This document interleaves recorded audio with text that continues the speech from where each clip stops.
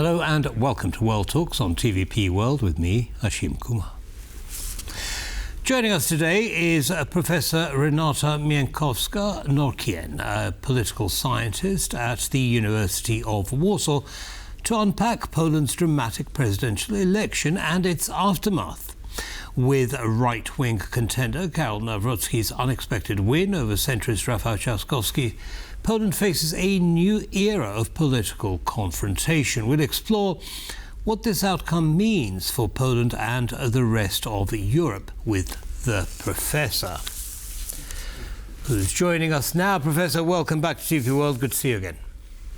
Likewise. Thank you so much for the invitation. Pleasure. So let's start. I mean, Nawrocki's obviously won 2 or 3 percentage points in it, so it was close.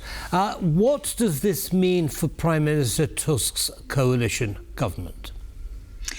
Well, it definitely makes it way harder than even before, although it was already hard with Andrzej Duda to govern. It means cohabitation, of course, with the president. But it wouldn't be enough, actually, to say that, because this may mean way more than that. It may actually mean that there will be a huge chaos within the coalition, because Karol Nawrocki may really try to split this coalition into pieces or make this coalition simply collapse as soon as possible. This is basically what he doesn't even hide as his main purpose.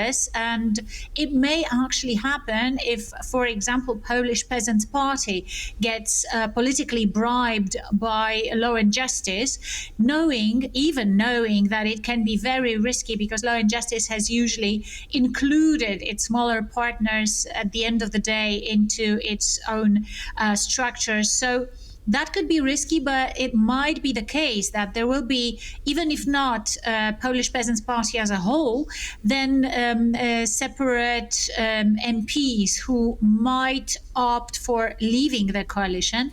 But and of course, this does not necessarily have to happen. And going where, Renata? Where would these people, I mean, you talk about the disintegration, if you like, of the coalition. Where would these people go? Are we talking about a new election?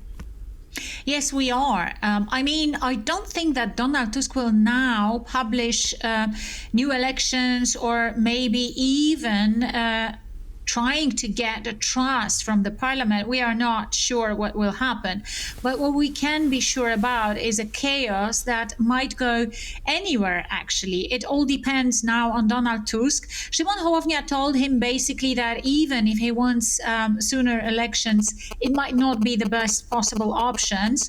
And the question is simply how then Donald Tusk will govern with all these coalition partners that now will most probably search among themselves, basically, those who are responsible for this big loss of Rafał Trzaskowski. I would neither say it was unexpected nor that it was a very tight difference. It wasn't that tight, actually, between Karol Nawrocki and Rafał Trzaskowski. I think that Rafał Trzaskowski simply got punished for anything that this government didn't actually do, hasn't done for this whole period of governing. But I think that, Donald Tusk will try at least to keep it all together and try to fulfill all those promises that he's still able to fulfill, so that he doesn't lose in elections in 2027, even if there are no sooner elections. Because, Confederacja and Law and Justice, they will grow in importance and in support. And we can observe this process if nothing happens on the side of the government. I think that the government needs to really make a huge effort in order to really satisfy the needs of those who now voted against Rafał Trzaskowski, which basically means people from smaller towns, from villages, from this, let's say, Polish province, of course, not in a negative sense. And this will be a tough task for sure. So specifically, what are the things that Donald Tusk has available to him? What are the tools that he has available to him to appeal to the non-urban, if you like, voter? Yeah, that's a very good question, because you see, I mean, it's not that easy. Now he cannot even govern with the regular laws, so he will have to use probably something like regulations, I don't know, recommendations, whatever. He can send his people to the province to gather information, to map the most important problems around Poland, and then somehow include them in, let's say, this law-making process, which will not really be lawmaking. It will be a kind of finding probably ad hoc solutions to certain problems. Well, they made some promises which they could have fulfilled even before, because they don't cost that much, and they wouldn't have to, to move these 5% on security and military purposes. Like they could, of course, deal with abortion, with marital equality. They could provide, let's say, students with free or very available dormitories. There are plenty of things which they could do actually to support those people in the smaller towns and villages. They could, for example, organize a very efficient public transportation in those places.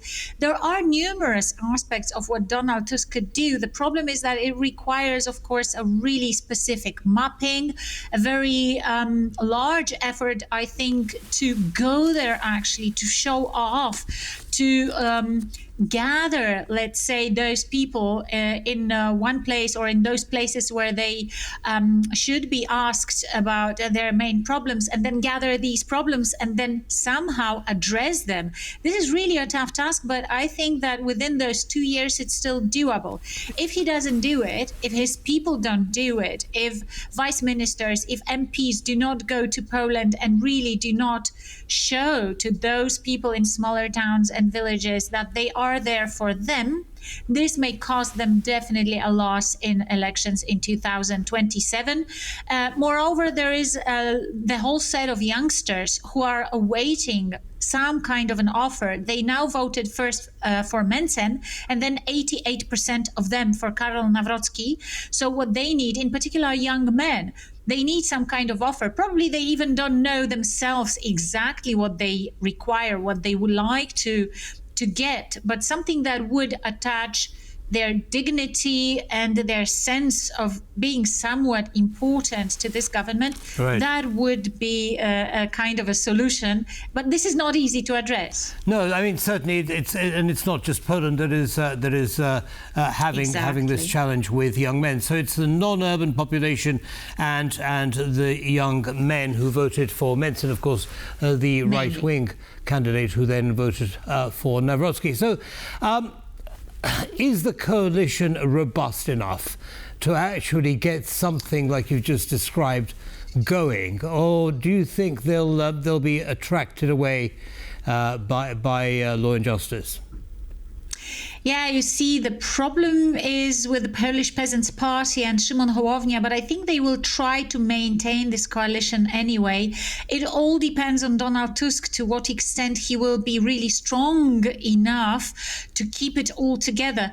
He got weakened for sure by the result of Rafał Trzaskowski. I think he got weakened also on international scene. So now it will be very tough for him to somehow balance both, being still present on European and international scene, as well as still maintaining this domestic, let's say, agenda. But he is capable of doing that. So I think he might actually make this coalition resistant and robust. The single question is if people around him will understand properly what's at stake. Well, we shall, of course, as always, be watching closely. Professor, thank you very much, as always, for sharing your analysis with our audience. Have a good evening.